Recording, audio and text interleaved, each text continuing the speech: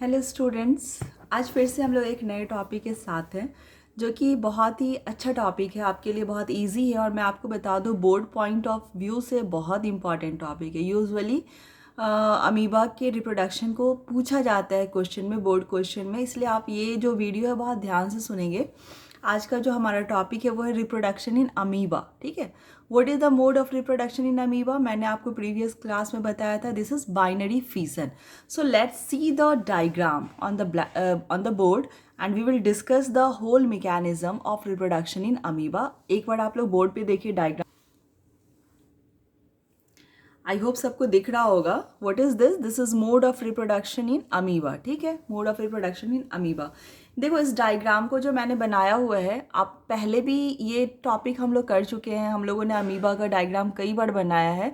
तो आप सभी को पता है कि अमीबा एक इरेगुलर शेप का प्रोटोजोआ है। What is amoeba? It is a protozoa and it has irregular shape.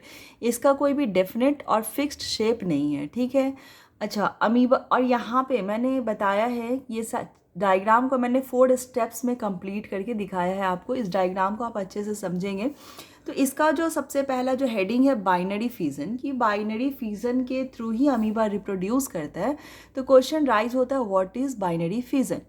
तो यहाँ पे ध्यान दोगे, फिजन का मतलब होता है टूटना। ठीक है, स्प्लिट करना, टूटना।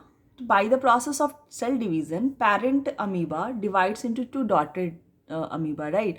तो ये जो है 2 डॉटेड अमीबा में ये डिवाइड करता है। कौन? पेरेंट अमीबा डिवाइड करता है।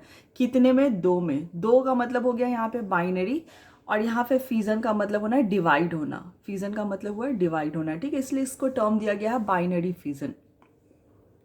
तो बाइनरी फिजन में ये 4 स्टेप देखेंगे यहाँ पे, कि अमीबा का जो पहला स्टेप है उसमें ये शो हो रहा है कि अमीबा जो है वो रिप्रोडक्टिवली मैच्योर हो गया है। रिप्रोडक्टिवली मैच्योर है, वेल डिफाइंड न्यूक्लियस है, it has cytoplasm and pseudopodia होता है अमीबा में। आप लोगों ने पढ़ा होगा प्रीवियस क्लासेस में कि इट हैज़ फॉस्फेट, तो इसके पास स्यूडोपोडिया होता है। मैंने इसको बस लेबल्ड किया है ताकि आपको चीज़ें समझ में आए। ठीक है, पहले स्टेप में क्या आप देख रहे हो, इलांगेशन ऑफ न्यूक्लियस हो रहा है। अमीबा के अंदर का जो न्यूक्लियस है वो इलांगेट होके बीच में कंस्ट्रिक्ट होता है। ठीक है, नेक्स्ट स्टेप में जैसे ही इसका न्यूक्लियस इलांगेट हो रहा है, थर्ड स्टेप में आप देख रहे हो कि उसका साइटोप्लाज्म एक पर्टिकुलर पॉइंट पे कंस्ट्रिक्ट हो रहा है, सिकुड़ रहा है। और फोर्थ स्टेज पे वही साइटोप्लाज्म स्प्लिट होके 2 डॉटर अमीबा सेल को बना रहे हैं। ठीक है, 2 डॉटर अमीबा सेल को बना रहे हैं। तो यहाँ पे आप देख रहे हो एक पेरेंट अमीबा सेल से 2 डॉटर अमीबा सेल का फॉर्मेशन हुआ है, जिसमें एक प्रॉपर सेल डिवीज़न का जो प्रोसेस है वो हुआ है। इसीलिए इसको क्या बोलते हैं? बाइनरी फिजन बोलते हैं। और ये बहुत ही सिंपल मेथड है एक यूनिसेलुलर ऑर्गेनिज्म में जिसका नाम है अमीबा। अब आप पूछोगे कि क्या इसमें कोई पर्टिकुलर डायरेक्शन है बाइनरी फिजन का? तो एक बात हमेशा याद रखेंगे आप कि अमीबा का शेप ही रेगुलर नहीं है, डेफिनिट नहीं है, इरेगुलर शेप है। इसलिए इसमें बाइनरी फिजन का कोई पर्टिकुलर डायरेक्शन नहीं है, कोई फिक्स्ड डायरेक्शन नहीं है। बट जब हम बात करेंगे किसकी? पैरामीशियम की। Paramecium is slipper shape. आपको अगर याद होगा तो उस कैसा था? स्लीपर शेप की तरह था। ठीक है, तो उसका जो होता है एक फिक्स्ड वे में उसका बाइनरी फिजन होता है। लिशमानिया डोनोवानी विच कॉजेज काला जार। लिशमानिया डोनोवानी क्या है? That is also a protozoa and क्या कॉज करता है? काला जार। उसका भी एक डिफिनेट शेप होता है, तो वो भी डिफिनेट वे में ही बाइनरी फिजन करता है।